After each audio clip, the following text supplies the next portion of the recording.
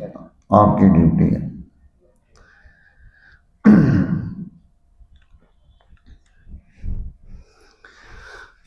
محرمات میں تیسری صورت، 3 صورتوں کے بعد چوتھی صورت یہ پیش کی ہے کہ جو بھی عورت کسی کے نکاح میں ہو اس کے ساتھ کوئی آدمی شادی نہیں کر سکتا۔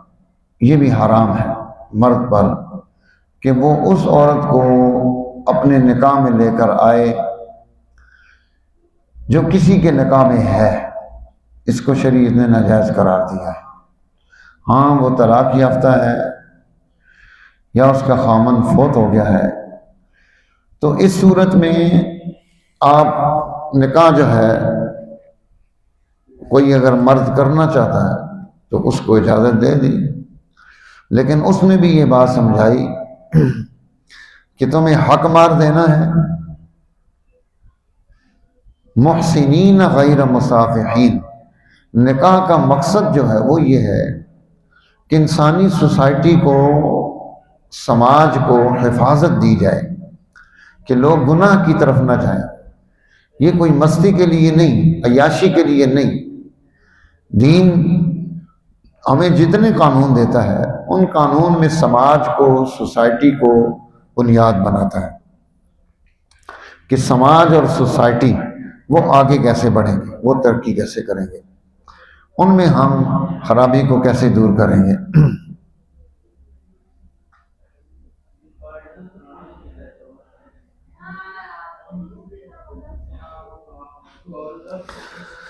سمجھ آ گئی؟ تو قرآن نے ہمیں اس کے ساتھ ساتھ قرآن ہمیں یہ بات سمجھاتا ہے کہ دیکھو اللہ یہ چاہتا ہے لیبین لکم،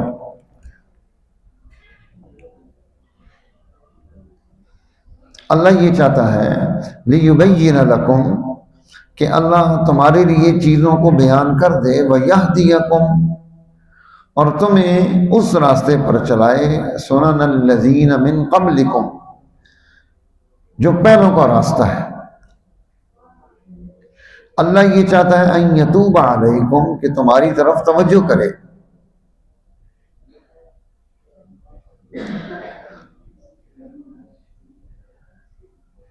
اور لوگ یہ چاہتے ہیں یتبعون الشہوات، کہ خواہشات کی اتباع کی جائے۔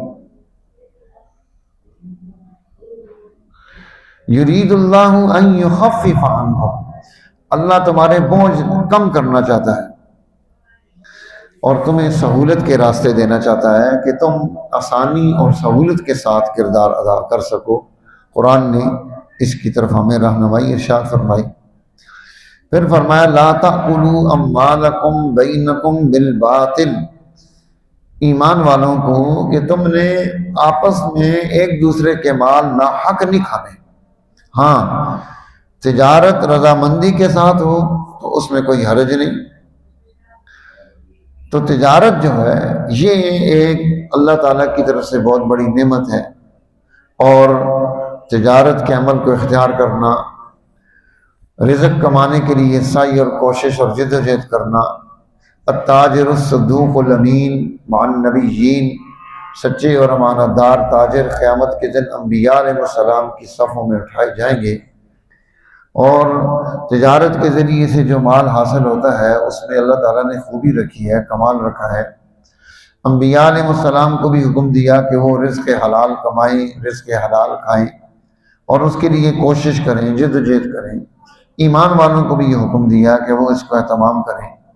مردوں کو بھی کرنا ہے، عورتوں کو بھی کرنا ہے کہ حلال رزق وہ جب لقمہ بنے گا تو اس سے خیر پیدا ہوگی، حرام رزق لقمہ بنے گا تو شر پیدا ہوگا۔ تو اب دیکھنا ہے کہ ہم خیر اور شر دونوں میں کیسی چیزوں کو درست کریں گے۔ پھر قرآن حکیم نے یہاں یہ رہنمائی ارشاد فرمائی الرجال قوامون علی النساء، مرد جو ہے وہ گھر کا سربراہ ہے۔ سماج اور سوسائٹی تب ترقی کرتا ہے جب اس کا کوئی رہنما ہو، سربراہ ہو۔ اگر سربراہ نہ ہو تو پھر بھی خرابی پیدا ہوتی ہے۔ اگر سربراہ زیادہ ہو جائیں ایک ہی جگہ پر تو پھر بھی خرابی پیدا ہو جاتی ہے۔ اس لیے اللہ تعالیٰ نے سوسائٹی اور سماج کو چلانے کے لیے ہمیں یہ قانون دیا ہے، اور اس قانون کے تحت ہم اپنی زندگی کی بنیاد درست کرتے ہیں۔ اور اس میں سربراہی کا مطلب یہ نہیں ہوتا کہ وہ کوئی ایسا بے لگام وہ ظالم بادشاہ ہے اور اس نے جو ہے نا دنیا میں ظلم اور ناانصافی قائم کرنی ہے، بلکہ سربراہی کا مطلب ہے کہ ہر ایک کی استعداد کے مطابق اسے ایک کام دیا جاتا ہے۔ جیسے ایک ٹیم لیڈر ہوتا ہے، ایک ٹیم ممبر ہوتا ہے، تو یہ ٹیم لیڈر ہے جس نے اپنے ممبران کو ساتھ لے کر چلنا ہے، ان سے مشاورت کرنا اور اس مشورے کو سامنے رکھتے ہوئے اگلا دور پیدا کرنا۔ یہ سربراہ کی، عقل مند سربراہ کی ذمہ داری ہوتی ہے کہ وہ مشاورت کے ذریعے سے وہ نسلوں کو، خاندانوں کو آگے بڑھاتا ہے۔ اب جب آپ مشاورت کرتے ہیں تو اس کی تاثیر الگ آتی ہے، اس کی خوبی پیدا ہوتی ہے، نسلوں میں کمال پیدا ہوتا ہے اور ان کے اندر اچھائی آتی ہے۔ اور یہاں عبادت کے اعتبار سے رہنمائی دی کہ اللہ کی بندگی، اس کے ساتھ کسی اور کو شریک نہیں کرنا، ماں باپ کے ساتھ احسان کرنا ہے، قرابت داریوں کو قائم رکھنا ہے، یتیموں مساکین کا خیال رکھنا ہے اور پڑوسیوں کا خیال رکھنا ہے۔ جار ذی القربہ قرابت والا پڑوسی ہے، جار الجنب وہ پڑوسی ہے لیکن اجنبی ہے، الصاحب بالجنب ساتھ بیٹھنے والا ہے۔ یہ تین قسم کے پڑوسیوں کا قرآن نے تذکرہ کیا کہ ایک وہ پڑوسی ہے جو آپ کا رشتہ دار بھی ہے، ایک وہ پڑوسی ہے، پڑوسی تو ہے لیکن رشتہ دار نہیں ہے۔ ایک آپ کہیں اٹھتے بیٹھتے ہیں، کام کرتے ہیں، وہاں پر آپ کے ساتھ جو لوگ رہتے ہیں وہ بھی آپ کے پڑوسی بن جاتے ہیں۔ جیسے اب آپ ماشاءاللہ ایک کلاس میں قرآن پڑھ رہی ہیں تو آپ مختلف گھروں سے ہیں، لیکن یہاں آپ الصاحب بالجنب ساتھ رہنے کے اعتبار سے پڑوس مل گیا۔ تو ہر ایک پڑوسی کا حق ادا کرنا اور پڑوسی کے حقوق کی رعایت کرنا یہ بھی بڑا ضروری ہے کہ ان کو ان چیزوں کا ان کے لیے ان چیزوں کو قائم کیا جائے۔ جو حقوق شریعت نے بتلائے ہیں ان کو آپ درست کر کے صحیح کر کے آگے لے کر جائیں گی۔ جیسے پڑوسی کے حقوق اللہ کے نبی نے بیان فرمائے اور اس کا حق سکھایا، تو ہم بھی اس کا خیال رکھیں۔ لیکن پڑوس کا یہ مطلب نہیں ہوتا کہ ہم شرعی پردے چھوڑ دیں، پڑوس کا یہ مطلب نہیں ہوتا کہ ہم جناب آنے جانے میں احتیاطیں ختم کر دیں۔ تو ان سب چیزوں کا ہمیں خیال رکھنا ہے۔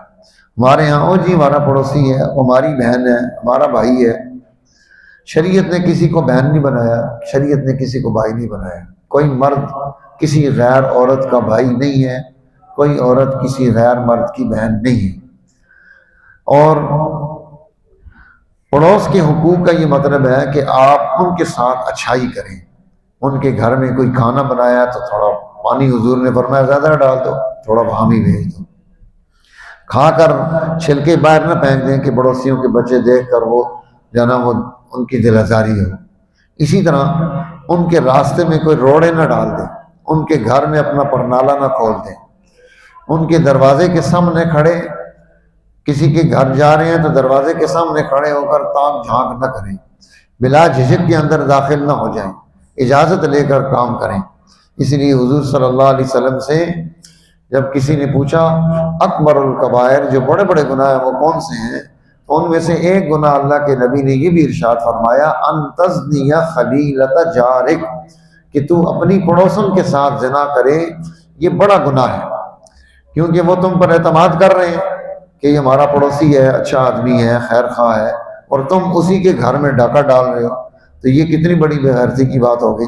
اس لیے اللہ کے نبی نے فرمایا یہ المہلکات الموبقات، جو انسانوں کو ہلاک کرنے والی چیزیں ہیں، تباہ اور برباد کرنے والی چیزیں ہیں، ان میں سے ایک یہ بھی ہے ان تزنی خلیلۃ جارک، کہ کوئی اپنی پڑوسن کے ساتھ زنا کر لے۔ اس کو منع کر دیا کہ اتنا ماحول کھلا نہ رکھنا کہ جس کی وجہ سے ایسی خرابیوں کی طرف کوئی چلا جائے، یہاں اس کا بھی ہم نے خیال رکھنا ہے۔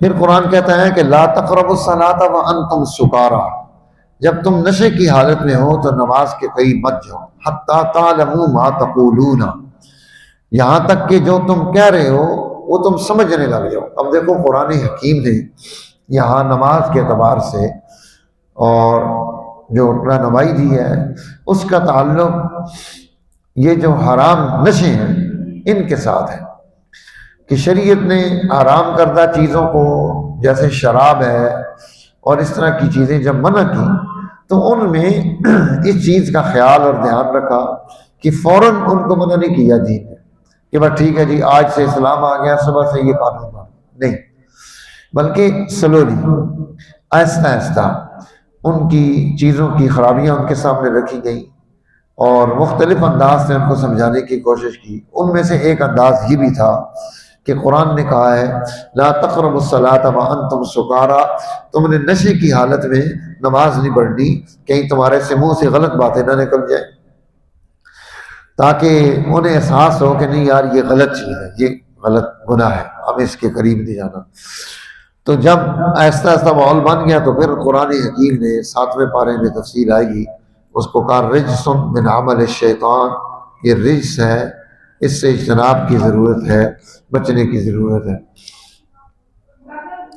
پھر قرآن حکیم ہمیں سمجھاتا ہے، رہنمائی دیتا ہے کہ دیکھو رسول اللہ صلی اللہ علیہ وسلم اللہ کے پیغمبر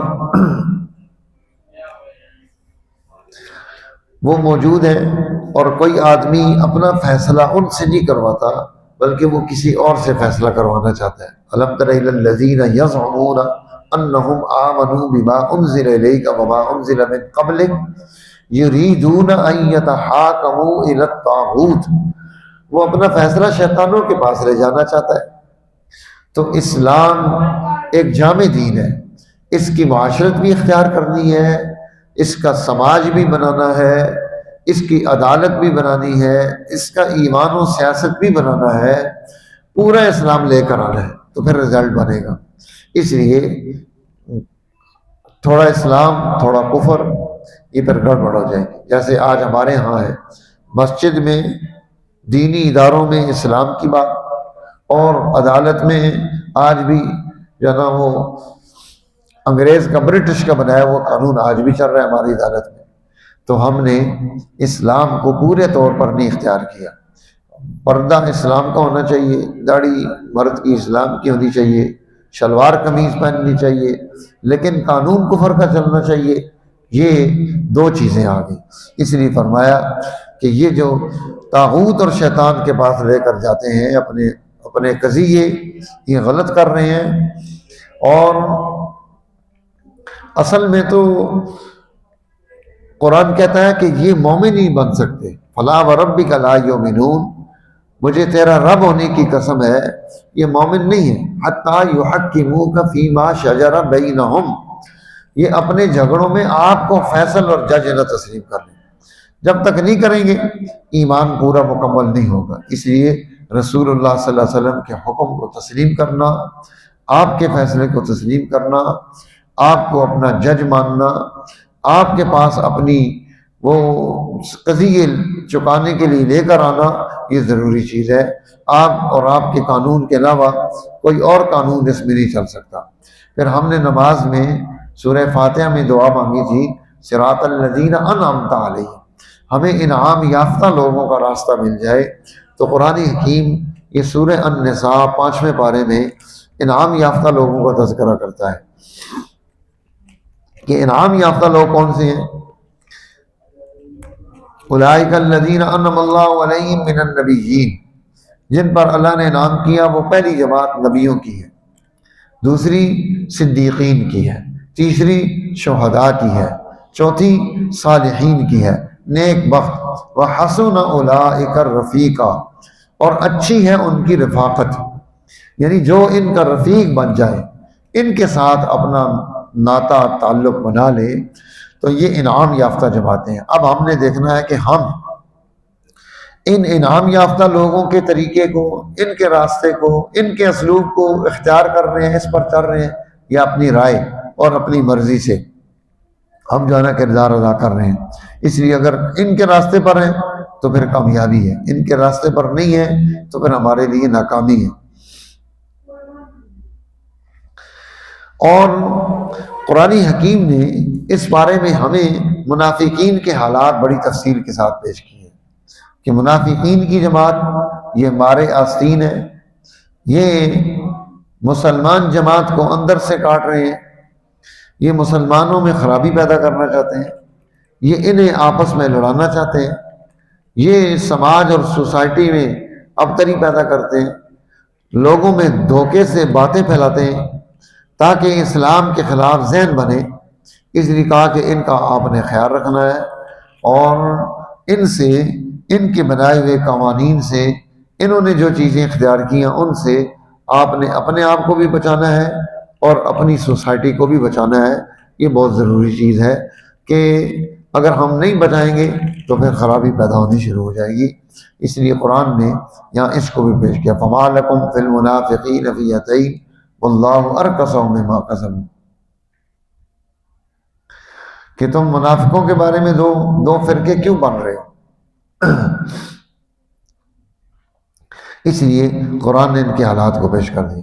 پھر جو آدمی جان بوجھ کر کسی بندہ مومن کو قتل کر دیتا ہے، اس کی سزا اور اس کے بارے میں یہاں رہنمائی اشاعت ہونا ہے۔ ایک ہے قتل عمد، ایک ہے قتل خطا، کسی نے خطا سے کسی کو قتل کر دیا، اور ایک ہے کسی نے جان بوجھ کر کسی کو قتل کر دیا۔ وَمَا كَانَ لِمُؤْمِنٍ أَن يَقْتُلَ مُؤْمِنًا، کسی مومن کے لیے یہ جائز نہیں ہے کہ وہ کسی بندہ مومن کی جان لے لے، یہ بہت بڑا جرم ہے۔ آگے چھٹے پارے میں اس کی تفصیل مزید بھی آ رہی ہے۔ اس لیے کسی مومن کی جان لینا یہ بہت بڑی بات ہے، اور اس لیے قرآن نے کہا ہے کہ جس نے ایک جان کو قتل کیا ہے اس نے سارا جان مار دی ہے، تو اس سے اسلام بچانا چاہتا ہے۔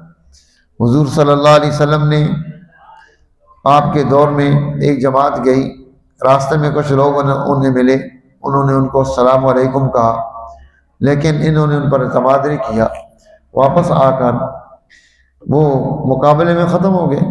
واپس آ کر جب رسول اللہ صلی اللہ علیہ وسلم نے ان سے فیڈ بیک لیا کہ کیا کر کے آئے، کیسے کیا، اور انہوں نے اپنی تفصیلات بیان کی، جب یہ واقعہ بیان کیا تو اللہ کے نبی کا چہرہ متغیر ہو گیا۔ آپ نے ان سے پوچھا کہ تم نے اس کو قتل کر دیا حالانکہ وہ کلمہ پڑھ رہا تھا، وہ تمہیں سلام کر رہا تھا؟ تو وہ کہنے لگے یا رسول اللہ وہ اوپر اوپر سے کر رہا تھا۔ آپ دیکھیں اسلام کتنی حفاظت کرتا ہے جان کی، کہ دشمن کیمپ میں آپ موجود ہیں، دشمن کا آدمی ہے اور وہ آپ کو سلام کرتا ہے۔ اللہ کے نبی نے فرمایا اللہ شققت قلبک، کیا تو نے دل چیر کر اندر سے چیک کر لیا تھا کہ اندر اسلام ہے یا کفر ہے؟ تم نے کیوں ایسے کیا ہے؟ اور وہ صحابی کہتے ہیں کہ پھر اللہ کے نبی نے 3 مرتبہ یہ بات ارشاد فرمائی کہ اللہ آسمان کی طرف اپنا چہرہ مبارک اٹھایا، اپنی شہادت کی انگلی اٹھائی اور یہ بات ارشاد فرمائی کہ اللہ میں بری ہوں اس سے، میں نے اس کو اس بات کی اجازت نہیں دی تھی کہ یہ کسی کو بغیر تحقیق کے قتل کر دے۔ اس لیے قتل کرنا یہ معمولی جرم نہیں، ہاں خطا غلطی سے ہو گیا ہے، اگر غلطی سے ہو گیا ومن قتل مؤمنا خطأ فتحریر رقبہ، اب اس کو ایک گردن آزاد کرنی ہے یا دیت دینی ہے، اس کے گھر والوں کو دیت دینی ہے۔ ہاں اگر وہ معاف کر دیتے ہیں تو ٹھیک ہے۔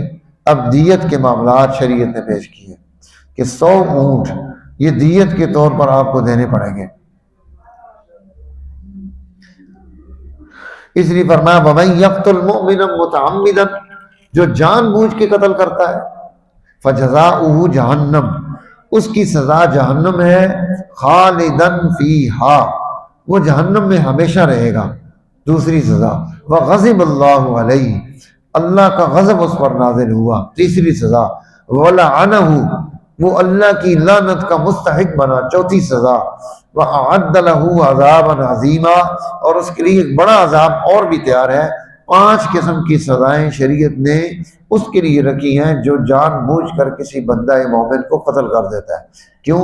اللہ کا اس پر غصہ زیادہ تھا، اس لیے فرمایا کہ تم نے یہ کام نہیں کرنا کہ تم کسی کو قتل کر دو۔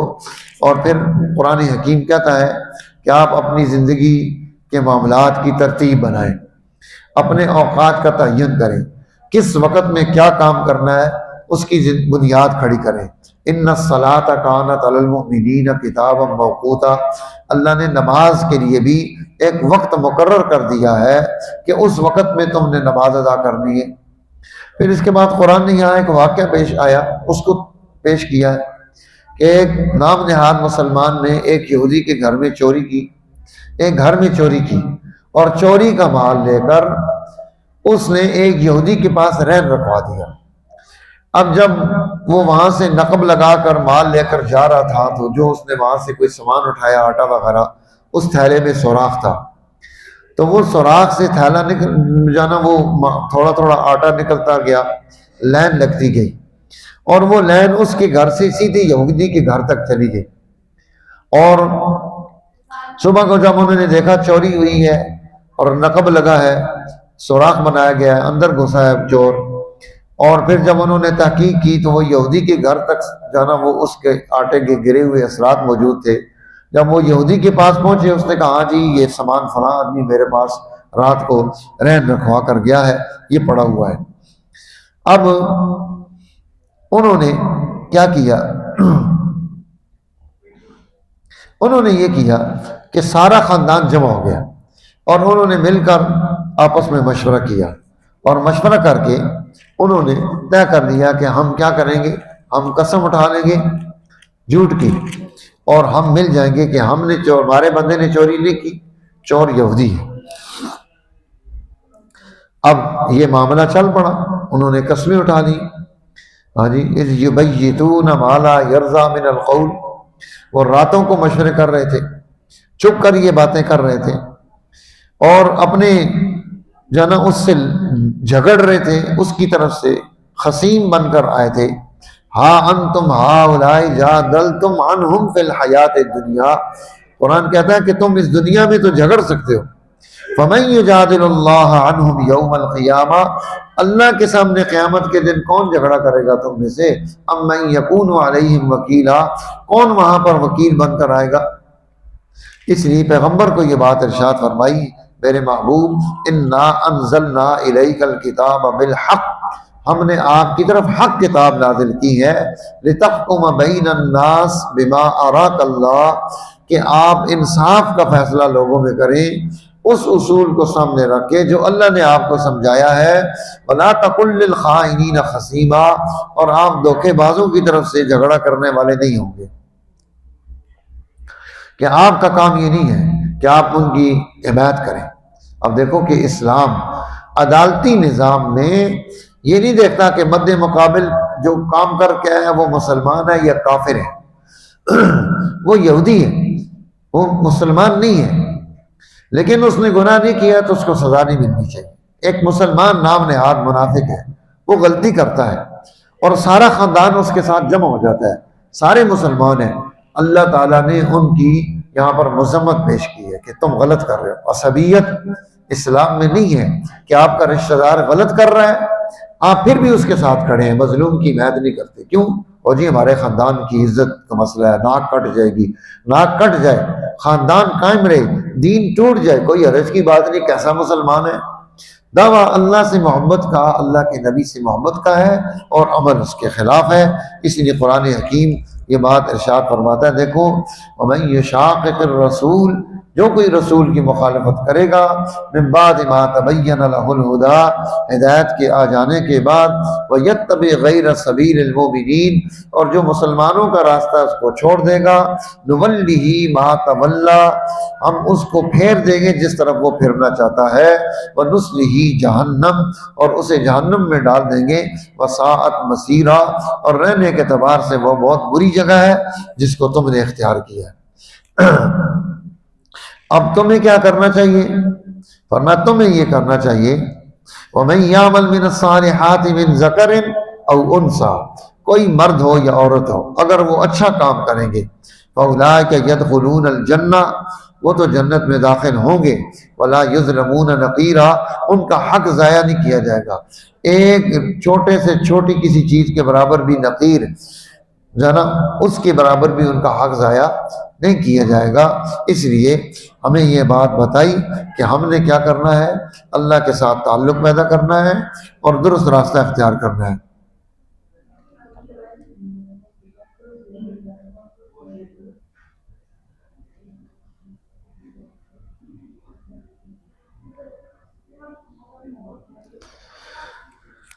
اس کے بعد قرآن حکیم نے کچھ عورتوں کے حقوق اور اس کے ساتھ ساتھ جو ہے نا منافقین کا تذکرہ، جیسے میں نے آپ کو پہلے بتایا کہ قرآن نے یہاں کثرت کے ساتھ ان کو ایڈریس کیا، ان کی خرابیاں بیان کی اور سمجھایا کہ یہ جو ہے یہ نماز بھی پڑھیں گے تو سستی کے ساتھ پڑھیں گے، ان کا کام کیا ہے کہ یہ دھوکے باز ہیں، لا الہ الا ولا الہ الا، ان کی کوئی سوچ نہیں ہے نہ ادھر کے نہ ادھر کے۔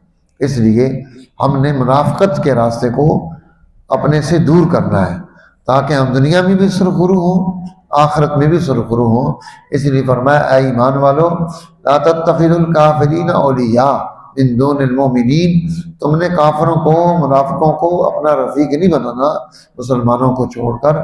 اتریدون ان تجعلوا للہ علیکم سلطانا مبینا، کیا تم چاہتے ہو کہ اللہ اپنے اوپر اللہ کا الزام لینا چاہتے ہو؟ یہ منافقین نچلے درجوں میں جہنم میں جائیں گے۔ ہاں الا الذین تابوا واصلحوا واعتصموا باللہ، جنہوں نے توبہ کر لی، اپنی اصلاح کر لی، اللہ کو مضبوطی سے پکڑ لیا، واخلصوا دینہم للہ، اور دین میں خالص ہو گئے، فاولئک مع المؤمنین، یہ اب ایمان والوں کے ساتھ ہو جائیں گے۔ وسوف یؤتی اللہ المؤمنین اجرا عظیما، اللہ ایمان والوں کو بڑا اجر عطا کرے گا۔ ما یفعل اللہ بعذابکم ان شکرتم وآمنتم، اللہ کو کیا ضرورت ہے کہ اللہ تمہیں سزائیں دیتا رہے، اللہ سزائیں تھوڑی دیتا ہے، ہاں تم حق مان لو اور ایمان لے آؤ۔ وکان اللہ شاکرا علیما، اللہ جو ہے وہ قدردان ہے، سب کچھ جاننے والا ہے۔ جب آپ شکر کا راستہ اختیار کرتے ہیں اللہ آپ کی قدر کرتا ہے۔ اللہ تعالیٰ ہمیں شکر کا راستہ نصیب فرمائے، اللہ ایمان کا راستہ نصیب فرمائے، اعمال صالحہ پر گامزن فرمائے۔ جو آپ یہ سعی اور جد و جہد کر رہی ہیں اللہ اس کو مقبول فرمائے۔ ماشاءاللہ خوب محنت کریں، دین کو سیکھیں، اور اس کے ساتھ ساتھ اور کوشش کریں کہ یہ جو ہے یہ ترتیب صرف رمضان میں نہیں، غیر رمضان میں بھی آپ کی رہنی چاہیے کہ اللہ کے قرآن کے ساتھ آپ کا ایک تعلق پیدا ہونا چاہیے۔ اس دفعہ میرے جمعے کا جو بیان تھا وہ بڑا اہم بیان تھا، جو ہے نا قرآن حکیم کے ساتھ مسلمان کا تعلق کیسا ہونا چاہیے، وہ انشاءاللہ ابھی اپلوڈ ہو جائے گا ہمارے یوٹیوب چینل پہ، اس کو لازمی سنیں۔ انشاءاللہ اس میں بڑے کام کی چیزیں ہیں کہ قرآن کے ساتھ ہم اپنا تعلق کیسے پیدا کریں۔ اور آج جو ہے رات کو 10 بجے آن لائن بھی ہمارا پروگرام ہے، انشاءاللہ 10 سے 11 بجے تک حاضری ہوگی۔ اس میں بھی ہم نے موضوع یہ رکھا ہے کہ جو بچے قرآن حفظ کر چکے ہیں اور اس کے بعد اب انہوں نے قرآن کو کیسے بچانا ہے، ماں باپ کیسے بچائیں گے ان کے قرآن کو، خاندان والے ان کے قرآن کی کیسے حفاظت کریں گے، تاکہ ایک بچہ جو قرآن پڑھ چکا ہے وہ قرآن بھول نہ جائے، کیونکہ پڑھنا آسان ہے، یاد رکھنا یہ مشکل ہے۔ اس موضوع پر انشاءاللہ رات کو گفتگو آن لائن ہے، اس میں سوالات بھی آ سکتے ہیں، آپ کے ذہن میں جو بھی سوال ہوں وہ سوال ضرور کریں۔ اللہ تعالیٰ ہمیں قرآن حکیم کی برکات نصیب فرمائے تاکہ ہم دنیا میں بھی سرخرو ہوں، آخرت میں بھی۔ وآخر دعوانا الحمدللہ رب العالمین۔